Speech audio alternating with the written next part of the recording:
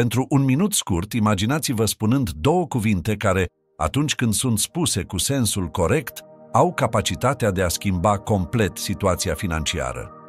Aceste cuvinte sunt chei care deschid uși către noi oportunități. Ele sunt mai mult decât simple sunete.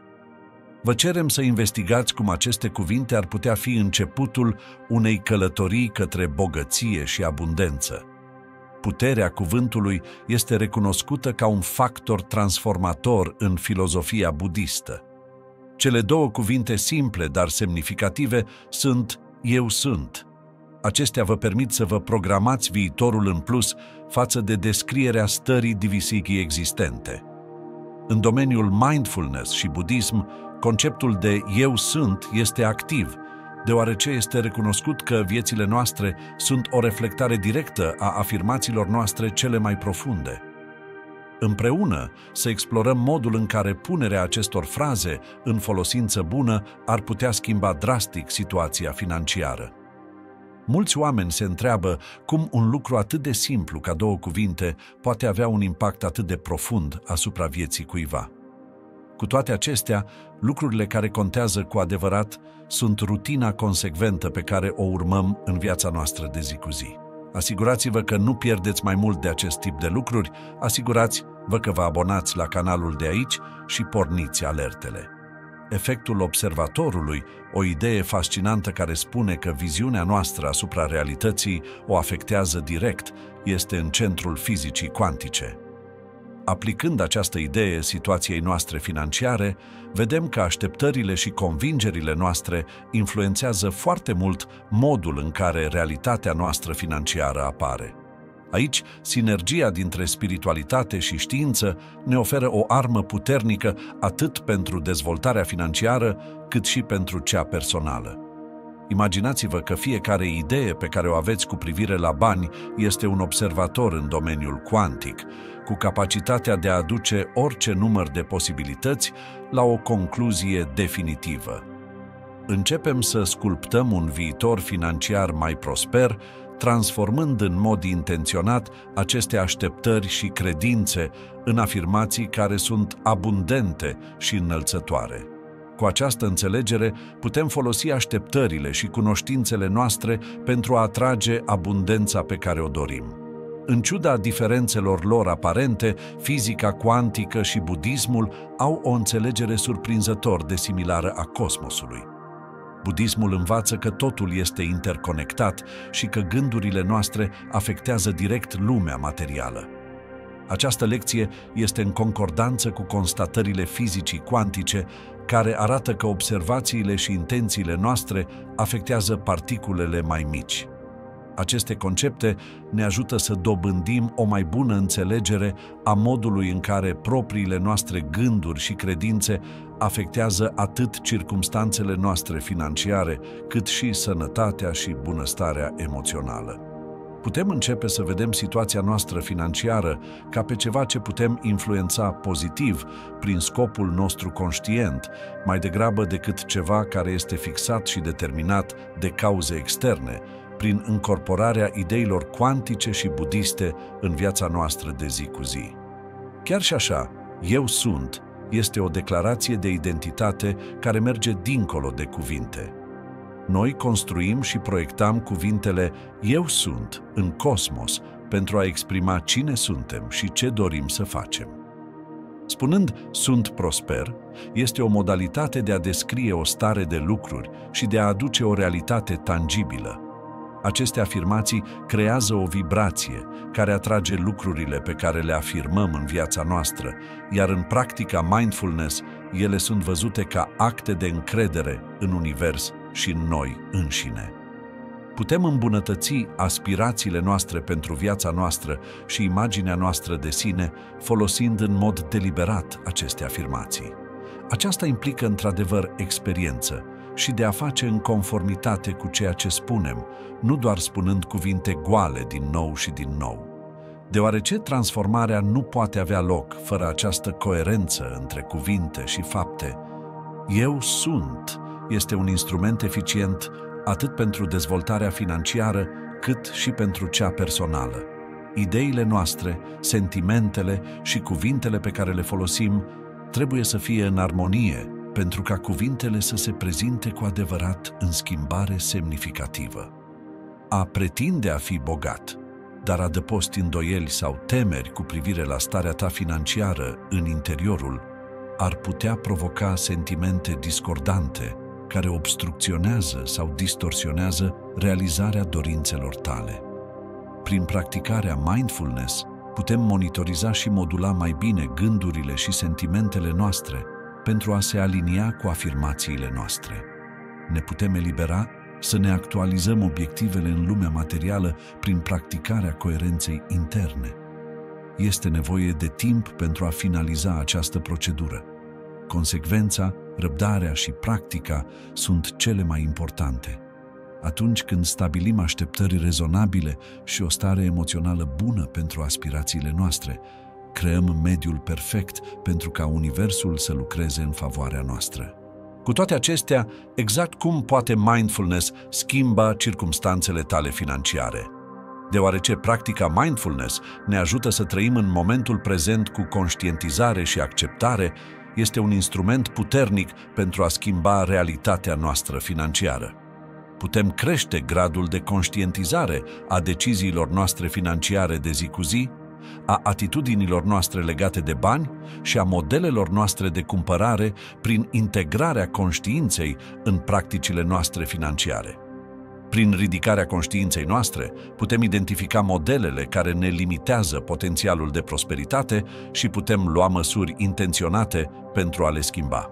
În plus, practicarea mindfulness ajută la gestionarea stresului financiar și a anxietății. Putem aborda dificultățile financiare cu claritate și putem veni cu idei originale dacă suntem mai concentrați și în momentul de față. Probabilitatea îmbunătățirii situației noastre financiare crește dramatic atunci când avem o minte clară și concentrată și luăm decizii bazate pe această claritate mai degrabă decât pe frică. Toată lumea are credințe limitatoare care ar putea intra în calea succesului lor. Aceste idei ar putea proveni din educația noastră, din mediul educațional al familiilor noastre sau chiar din cultura noastră locală. Pentru a ne elibera de aceste idei și a lăsa noi oportunități de prosperitate în viețile noastre, este imperativ să recunoaștem și să ne confruntăm cu aceste concepții greșite. De exemplu, deținerea credinței că banii sunt rădăcina tuturor răutăților poate face dificil pentru noi să îmbrățișăm prosperitatea în viața noastră. Pentru a depăși aceste idei, trebuie mai întâi să le recunoaștem și apoi să ne gândim dacă sunt adevărate sau benefice. Suntem capabili să ne examinăm credințele în mod obiectiv și să le înlocuim cu cele mai împuternicitoare și constructive prin practicarea atenției și a meditației.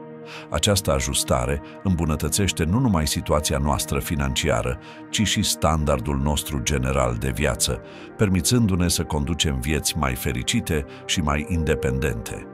O metodă excelentă de a ne reabilita mintea pentru a ne concentra asupra prosperității este folosirea afirmațiilor zilnice. Repetarea regulată a acestor afirmații succinte poate ajuta la schimbarea atitudinilor noastre înrădăcinate cu privire la bogăție și abundență. Spunând ceva zilnic, cum ar fi "sunt capabil să atrag prosperitate", de exemplu, ne modifică dialogul interior și ne ridică vibrațiile în direcția abundenței.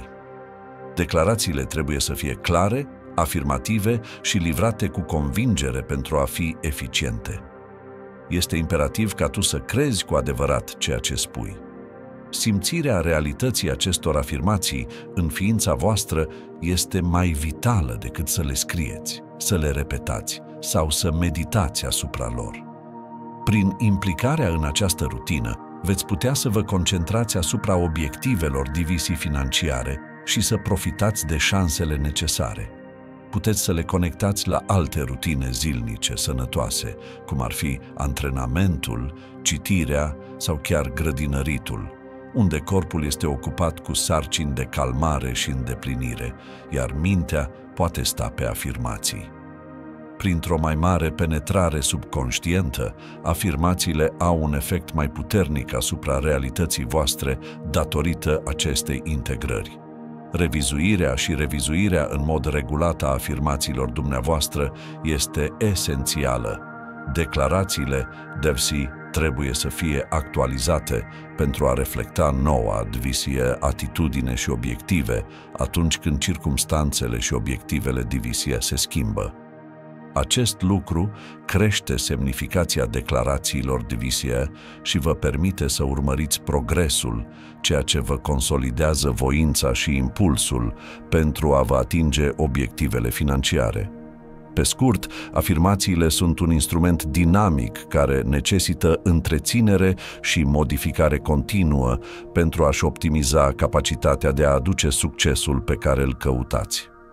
Povestea lui Clara, care arată cum afirmația conștientă și practica mindfulness pot schimba perspectiva, servește ca un exemplu al puterii afirmațiilor și a transformării mentalității. Clara a avut o perspectivă nouă asupra situației sale financiare, bazată pe oportunitate și recunoștință, mai degrabă decât pe lipsă. El a început să observe modul în care noi posibilități de a crește veniturile sale au apărut în viața lui, ca el a început pentru a ajusta abordarea și limbajul său. Povestea lui Clara nu este singura. Viața multor oameni a suferit transformări profunde doar prin schimbarea vocabularului și a perspectivei.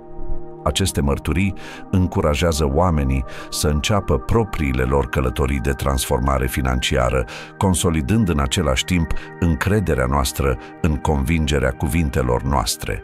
Pentru persoanele care doresc să-și îmbunătățească propriile circumstanțe financiare, ascultarea acestor povestiri poate servi ca o sursă puternică de inspirație.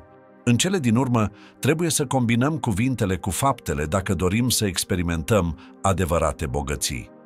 Expresii precum "sunt prosper" sunt doar începutul. Trebuie de asemenea să susținem declarațiile noastre cu acțiuni. Acest lucru poate implica schimbarea modului în care ne cheltuim banii, efectuarea unei investiții în alfabetizarea noastră financiară sau căutarea unor noi fluxuri de venituri. Gândirea și afirmațiile noastre sunt reflectate în fiecare acțiune pe care o luăm. Stabilirea unor obiective specifice și evaluarea de rutină a progreselor noastre sunt esențiale. Prin stabilirea unor obiective financiare clare și revizuirea frecventă a acestora, rămânem pe drumul spre prosperitate. O puternică sinergie este creată atunci când combinăm afirmațiile pozitive, conștientizarea și activitățile practice pentru a ne accelera drumul către bogăția financiară. După explorarea filozofiei budiste și a științei contemporane, este evident că realitatea noastră financiară este puternic influențată de cuvintele pe care le alegem și de modul în care le folosim. Prin credința sinceră în puterea acestor cuvinte și confirmarea lor, ne deschidem noi posibilități și ne aliniem la vibrațiile abundenței. Menținerea unei practici continue și deliberate este esențială pentru a exploata pe deplin potențialul acestor promisiuni. Fiecare individ își poate transforma situația financiară prin încorporarea mindfulness-ului, eliminarea gândurilor autolimitante și punerea în practică a măsurilor practice.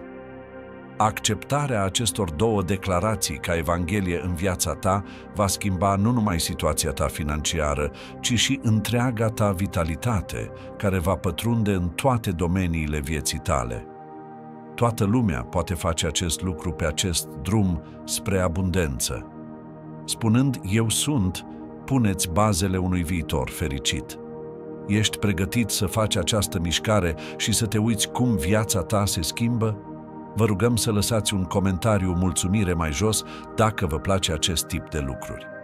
Atunci nu voi ști dacă ar trebui sau nu să continui să ridic subiecte proaspete ca aceasta, să continuați să vă dezvoltați în cunoaștere și iluminare.